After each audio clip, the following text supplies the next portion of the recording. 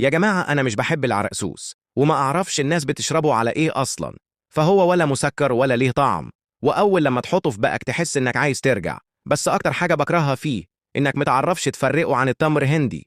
فأنا امبارح كنت قاعد أنا وأبويا وأمي وإخواتي وجوازهم، يعني العيلة كلها متجمعة، وكان فاضل على الأذان 5 دقايق، وأنا كل شوية أقول إمتى هيأذن، وكنت جعان وعطشان قوي.